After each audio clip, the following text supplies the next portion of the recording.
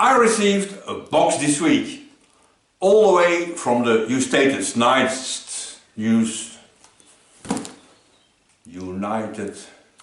States. One of my viewers in the United States sent me this just because he wanted to send me this. Let's have a look.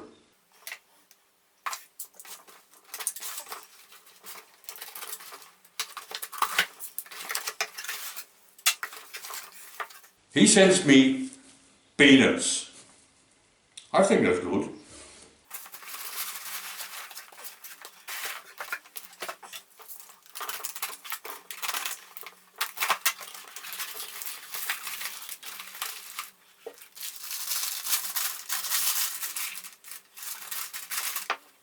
$3.05 for jam. That's cheap.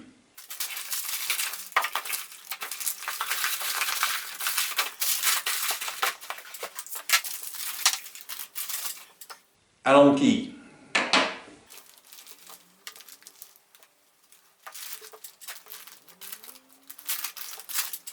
Boring head for the milling machine.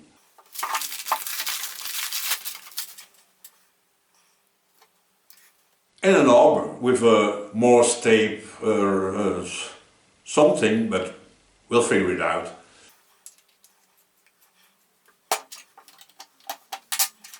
So, viewer in the United States, I forgot to ask you if I can mention your name, so for the moment I don't, but thank you very much.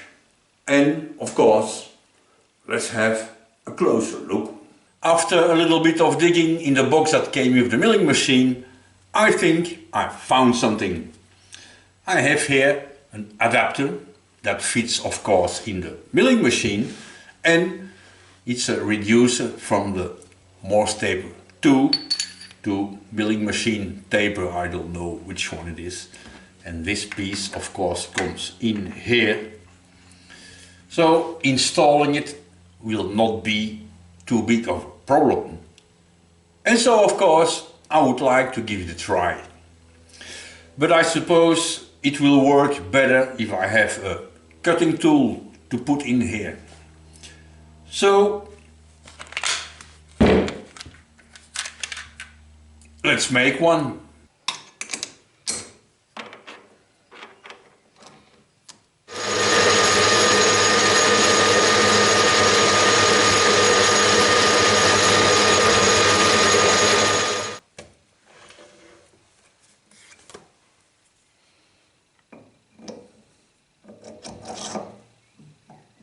Yes.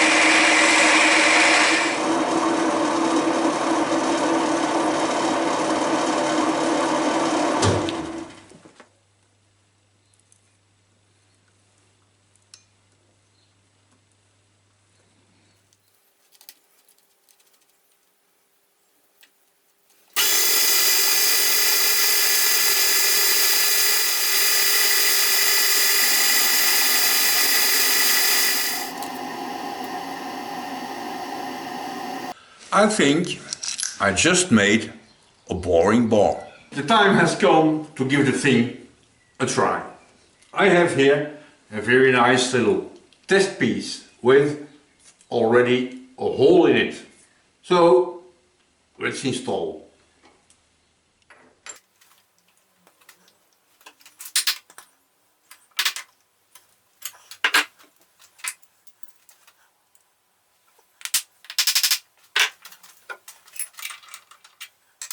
Of course, first I have to take out this adapter that's in here. And I have always the same problem with this. Because I don't have the right spanner to do this, I use the hammer and crowbar mechanic system.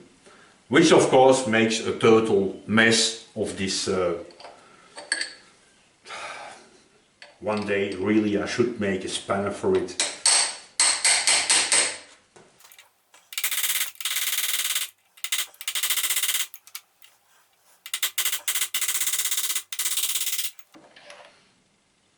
Here it is.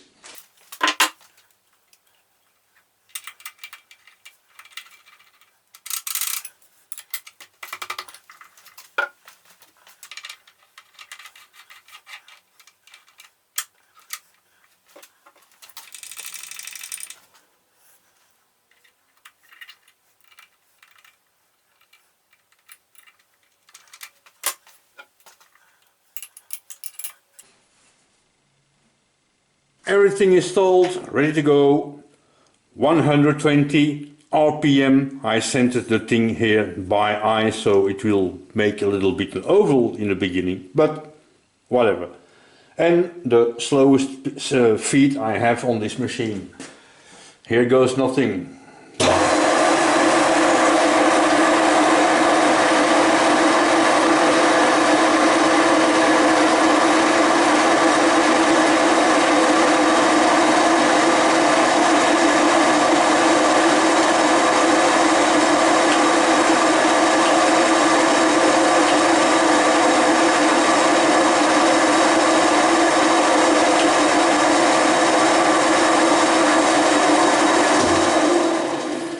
Something wrong with the feed mechanism? What's happening here?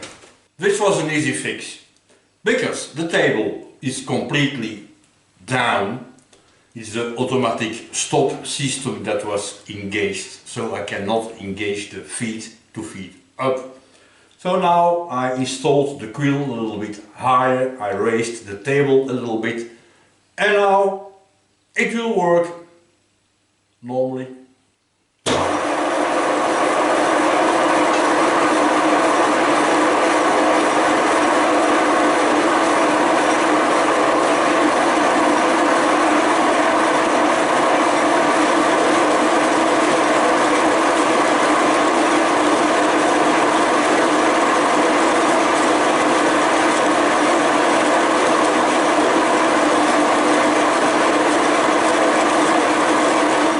It leaves a very nice finish.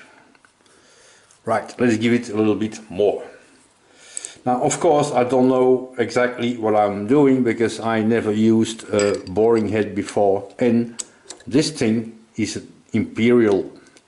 It's made in Germany and then made a little journey in the United States and now came back because Germany is less than 1 hour drive from here.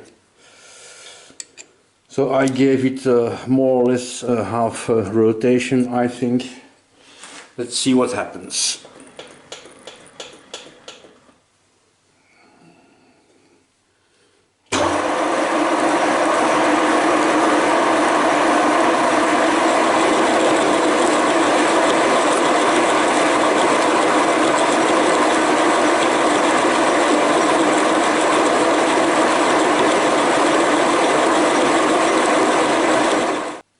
The finish could be better, but it's okay-ish. I installed my indicator here on the boring head to take a little bit measurements to see what's happening. Now this dial in the middle here is marked from 0 to 50 and one turn gives me 1 millimeter 25 something. So indeed it is Imperial. 20 rotations of this dial will give 1 inch. Of course 25.4 here in the region, right? All that's left to do now is find a dedicated Allen key. This one 6 mm, but the screws that in here, they are 1/4 inch, so a little bit bigger than 6 mm. But I'm sure I can find it here somewhere. That won't be too big of a problem. Now that I'm playing with my brand new toy here, I think I can as well continue a bit. I want to try a bigger ball.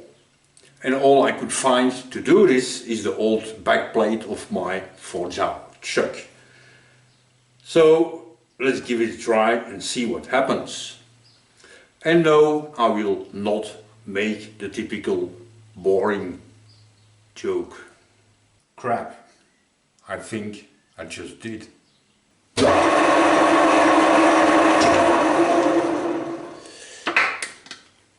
Put it in gear, will work much better.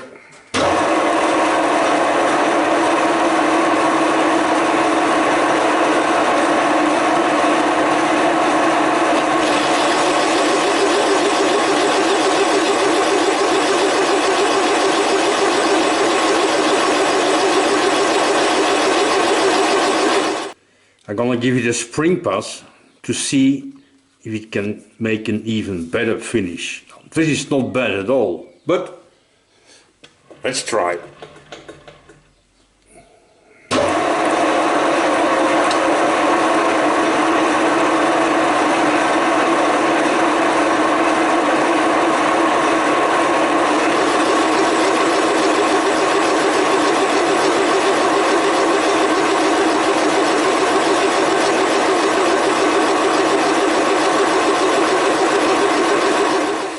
And indeed, it leaves a much better finish.